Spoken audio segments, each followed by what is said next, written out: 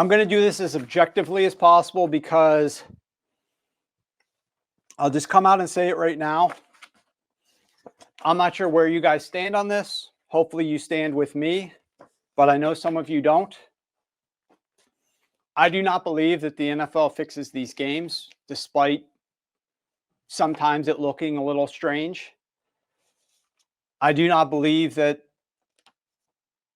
it's to that degree and it's that egregious. So I'm going to say that before I present these statistics to you. I was watching ESPN yesterday, getting ready for the national championship game, and one of the programs popped up an interesting graphic that I just absolutely have to talk about. The Chiefs' penalties in the playoffs since 2021. I want you to drop down to the third line there on that graphic. There have been 10 times. So the Chiefs have played, just for the record, they've played 11 games since 2021. 10 times they have had games where their opponent has had more penalties than they have. And 0 times have they played in a game where they have had more penalties than their opponent called against them. They have been called for only 36 penalties, and their opponents have been called for 66 penalties. 541 penalty yards against their opponents, only 319 penalty yards against the Kansas City Chiefs. So you can bring this graphic down now. I find that hard to believe. I was just listening to some analysis earlier that said that the Chiefs get called for more penalties than opponents. And so I found this graphic very unbelievable, to put it kindly, that in the playoff games, it would be to such an egregious degree where the Chiefs would be getting all of these penalties called against their opponents, but not nearly as much on them. 0 times in 11 playoff games since 2021 as they're going on their tour for 3 consecutive Super Bowl championships. 0 times in 11 games they've had more penalties than their opponents. 10 times their opponents have had more penalties than them in those 11 games. Obviously, the Chiefs are 10-1 in those games. 2 Super Bowl wins and potentially on their way to a third. So then I started to dig in last night. I said, I got to research this. I'm not sure, like, it's on ESPN. It's probably true, but I got to go back and dig into the numbers myself with the databases that I have access to. It's true. It is true. Those are the numbers, but let's dig into them a little bit more here. Many of those penalties, obviously, these are the refs calling games. The refs have their own pre-inclinations. They call things certain ways based upon what they like to notice. We have referee analysts on staff, Joe Gibbs, who studies tendencies of crews, studies where they like to call, what they like to pay attention to. Are they more likely to favor home teams or road teams? What's their predisposition, if any? Some there's none. Some there's glaring things that are helpful to certain teams. And so then the question is the NFL placing these guys strategically for any specific reason or not? And we'll never know. Some penalties are very cut and dry, or they should be, right? Delay of game, offsides, false start. You know, there's a little degree of referee thought to those, but it's pretty cut and dry. But there are others. You can take this down. I'll get to that in a second. There are other penalties that are less cut and dry, that are more judgment calls. Pass interference, for example, that is a big penalty. A lot of subjectivity to it. It should be a little bit more cut and dry. It would be great if it was. It would be great if it was like uniform, like there was some sort of computer data analysis occurring live where you could determine, like, you know, without a shadow of a doubt, whether it was or was not pass interference. But that's not the case. You've got a crew of only a few referees that are looking at it and trying to make a decision on the fly. All right, it's a tough penalty to call. In these last 4 years, there have been 3 total defensive pass interference or defensive holding penalties called on the Kansas City Chiefs. There have been 11 defensive pass interference or holding penalties called on their opponents during this playoff stretch over these last 4 years. There has been 1 roughing the passer called against the Kansas City Chiefs. There have been 7 roughing the passer called on their opponents. There has been 1 unnecessary roughness, which is a 15-yard penalty, called against the Kansas City Chiefs. There have been 4 called on their opponents. So right there, you add up unnecessary roughness or roughing the passer, which again, subjective calls. Some are more obvious than others. Some need to be flagged. And I'm not saying all of these are not worthy of being flagged. I'm just sharing the numbers.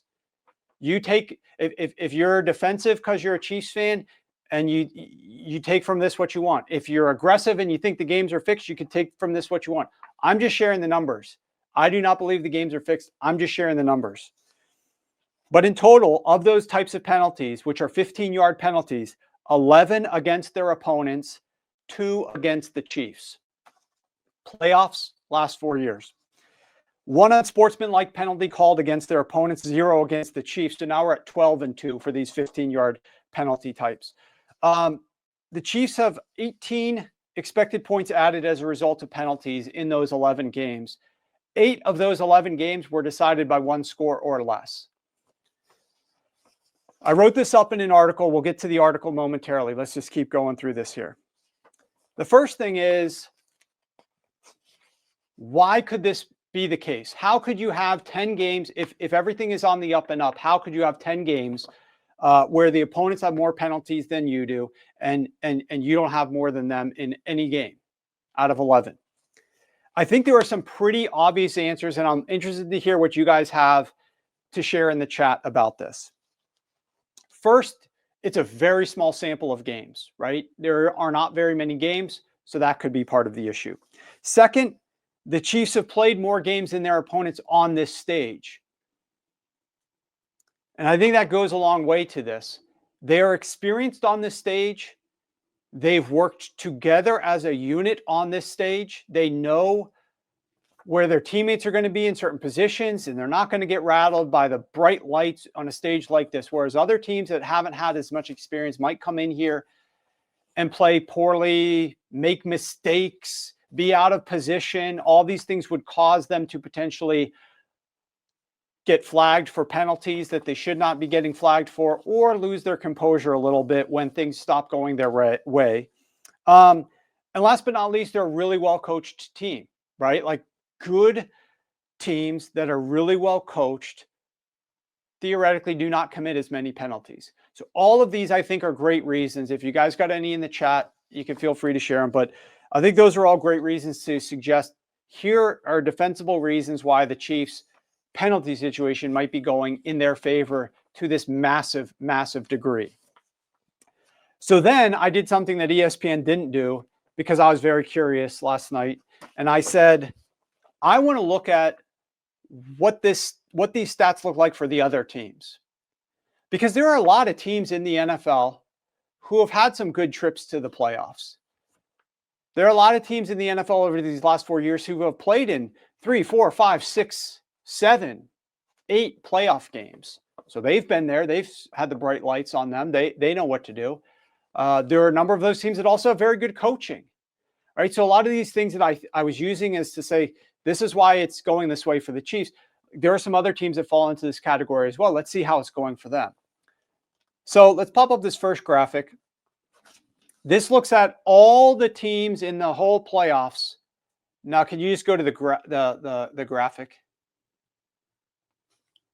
Do you have the graphic that I sent you? If you have just there we go. Perfect. Okay.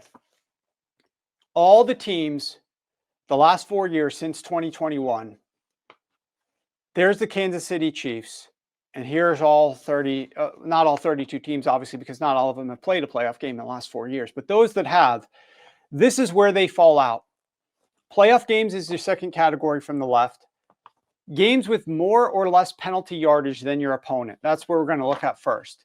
Chiefs obviously have played 10 games where they've had less penalty yards than their opponent and 1 game where they had more, for a net of +9. No other team has a net greater than +2.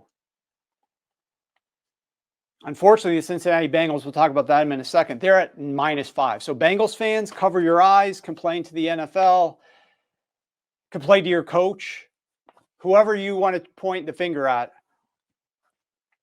It's a big-time problem for the Cincinnati Bengals. And then we've got games with more or less penalties than your opponent. So penalties, not penalty yardage. And the Chiefs are 10-0 in that category, +10. And you can see the next closest is +3 down there, the LA Rams. And there's nobody else is even close.